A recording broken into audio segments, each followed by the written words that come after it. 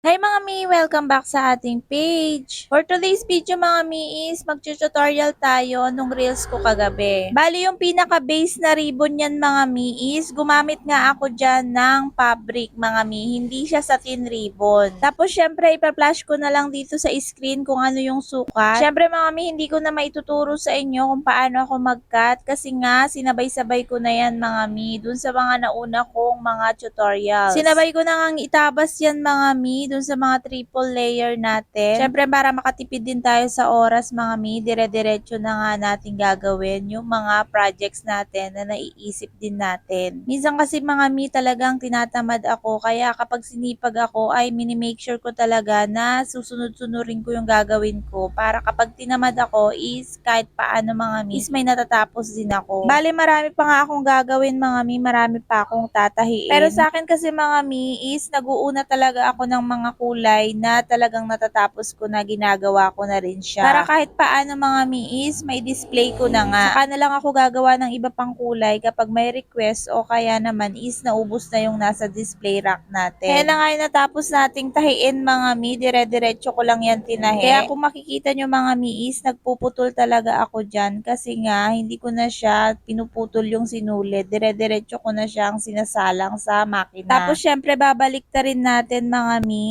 Tapos mga mi, paplantsahin na rin natin ng ganyan. Tapos ayan na nga mga mi, nung matapos nating plantsahin, dilinisin lang natin yung mga dulo-dulo niya. Syempre gawin natin yung ritual mga mi, papasuin natin yung mga gilid niya, yung mga dulo para hindi nga madaling matastas. Tapos mananahin na tayo ng hansu. Sa mga ginagawa kong ribbon mga mi, iba-iba din yung step na ginagawa ko. Kasi syempre mga mi, iba-iba din yung kailangan nating ma-achieve sa design. Kaya iba yung step ko sa big bows natin tsaka sa maliliit nating mga ribbons. Then mga mi, hindi ko pa clinose yung pagkakatahi niyan. Bali kumuha lang ako ng 2cm na ribbon para sa tail natin mga mi. Tapos gagamit din ako dyan ng half cm size na ribbon mga mi. Bali yung shade ng kulay mga mi, kahit hindi naman siya ganun kalapit, basta yung shade is hindi nalalayo. Basta mga mi, ganun lang din ako mag color combination. Pero syempre kung gusto nyong maging colorful is bahala na kayong mag-combine ng mga kulay na gusto nyo din. Ito kasi ginagawa ko mga mi is inaayon ko lang sa pang OOTD. Syempre kung ano yung kulay ng damit nila, yun din yung pipiliin nilang ribbon nila. Madalas kasi mga mi na hindi nga masyadong mabilis sa akin yung makulay. Depende na lang mga mi kung gagamitin nila sa pang pictorial is talagang yung makulay yung pipiliin nila. Tapos mga mi, nung natapos nating i-combine yung fabric tsaka satin ribbon, yan yung itsura. Iba kasi talaga yung atake ng fabric mga mi, for me ha, kasi kaya gumagamit talaga ako ng fabric. Tapos i-combine ko na lang din sa satin ribbon. May design din tayo na puro satin ribbon, may design din tayo na puro fabric yung gamit ko mga mi. Tapos mga mi, yung ilalagay kong alligator clip dyan is 5.5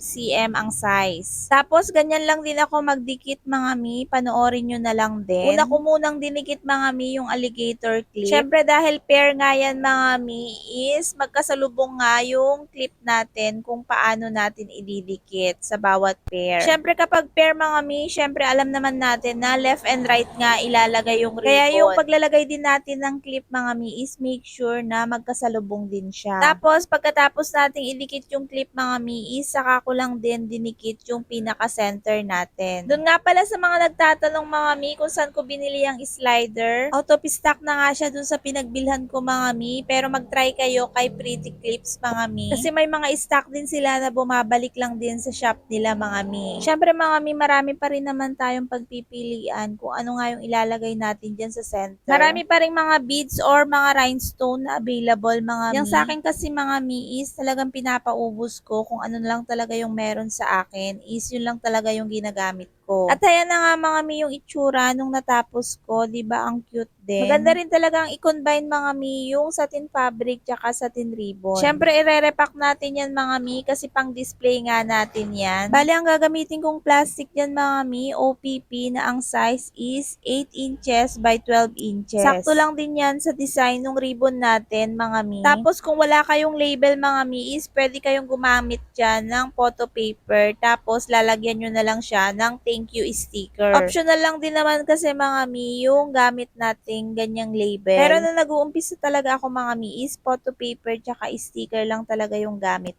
ko. Bali, tatapusin ko na nga lang din yung video mga mi. Kung gusto nyong gayahin mga mi is okay lang din. Kaya din naman ako nag-share ng mga tutorial is para kahit paano mga mi is may idea kayo kung paano mag-start. Kasi alam ko din mga mi, alam ko yung feeling na dati is talagang gustong gusto kong gawin pero hindi ko alam kung paano umpisahan. Kaya kung gusto nyo na maraming tutorial video pa mga mi is i-follow nyo nga itong page na to. Marami kayong matututunan. Yun lang mga mi. God bless. More banta to us.